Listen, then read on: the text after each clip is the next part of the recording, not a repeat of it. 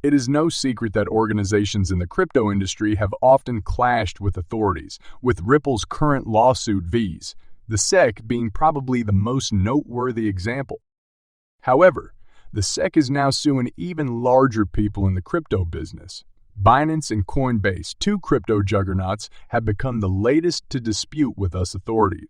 With the ongoing legal action by the United States Securities and Exchange Commission, SEC, against Ripple Labs reaching a critical juncture with the recent public release of Hyman's speech.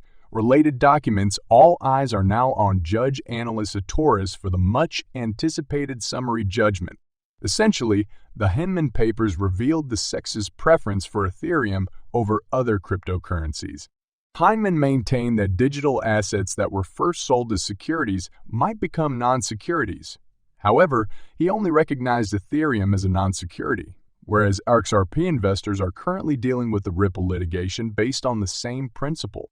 Judge Torres made a decision in March 2023 on both sides' applications to exclude expert evidence. Since the March ruling, more than 100 days have elapsed, and the summary judgment is still waiting. This prolonged wait surpasses the typical time period Judge Torres has taken from Dalbert judgments in past instances, indicating that a summary judgment in the Ripple litigation is possible. Surprisingly, the U.S. Federal Reserve has announced that the FedNow service would begin operations in July 2023. This service will allow banking institutions throughout the United States to offer rapid payment services 24 hours a day, 365 days a year. Notably, 3 Ripple-partnered banks have been engaged for the July 1 launch: Finastra, Volante Technologies, and AC Worldwide.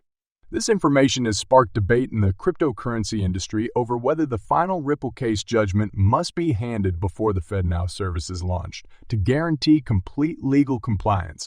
The progression of these events shows a convergence of conditions that might possibly make July 1, 2023, a watershed moment in Ripple's legal struggle with the SEC. As the cryptocurrency industry observes, the importance of this day may go well beyond Ripple, altering the regulatory environment for other digital assets. The Ripple lawsuit summary judgment is one of the most anticipated occurrences in the cryptocurrency sector in 2020. Judge Annalise Torres approved and refused applications from Ripple and the U.S. Securities and Exchange Commission. SEC, on March 6, 2023. Since then, the wait for the summary judgment has lasted more than 100 days. Ripple's management has previously expressed confidence that the final decision will be issued before the end of 2023. However, what are the possibilities that the decision would arrive considerably sooner than the fourth quarter? While it has been around 110 days since the previous decision, federal courts typically give summary judgments in approximately 166 days. The University of Denver found that for all summary judgment motions, the mean time to rule was 166 days, but the variation across courts was even more pronounced, from a low of 63 days on average in the fastest court to a high of 254 days on average in the slowest court. Even if the average time is taken into account, the final judgment may have a slim probability of being delivered in the third quarter of 2023. In this background, several members of the crypto community believe the court is taking too long to issue his decision. The protracted delay, according to CryptoBull, is undermining people's trust in the court system. Max Keiser, a top Bitcoin advisor to El Salvador's President Bukele, thinks the Securities and Exchange Commission, CA, will pursue both ETH and XRP as unregistered securities. According to Keiser, the SEC works for the bank cartel and operates a bank protection racket. Keiser made the comment in response to John E. Deaton's claim that the SEC cannot kill XRP, despite the harm it has caused so far.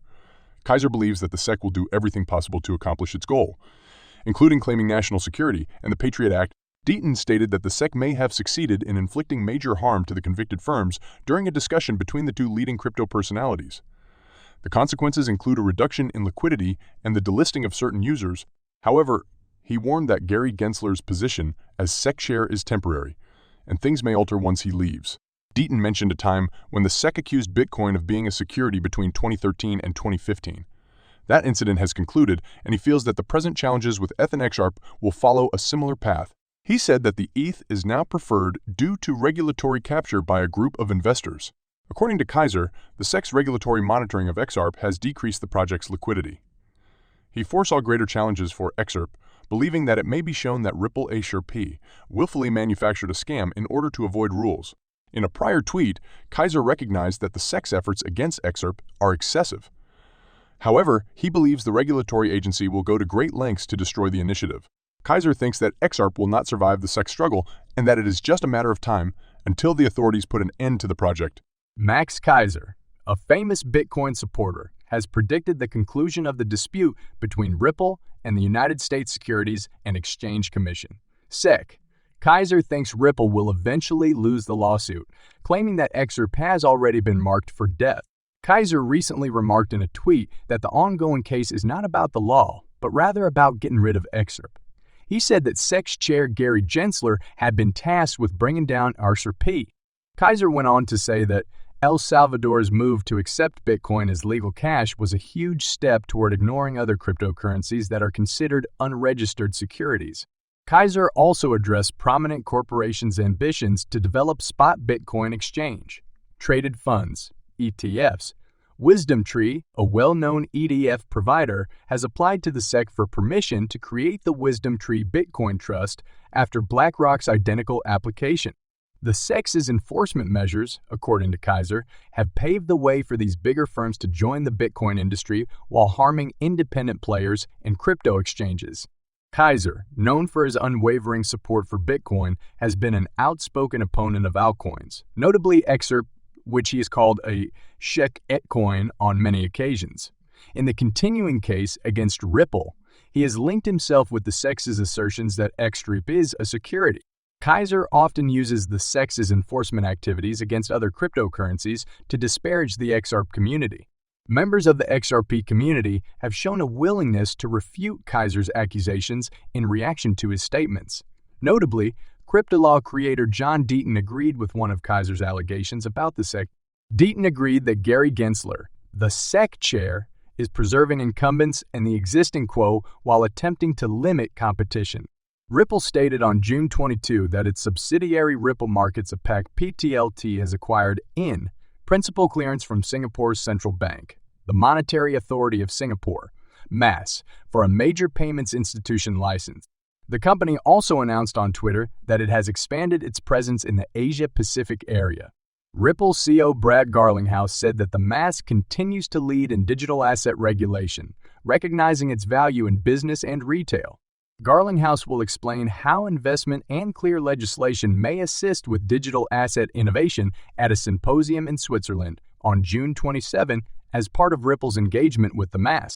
Ripple's chief legal officer, Stu Alderoty, claims that nations building crypto regulatory frameworks turn to Singapore for developing a clear taxonomy and licensing framework. Ripple executives remain confident in their win before the U.S. Securities and Exchange Commission and reiterate that XRP is not a securities.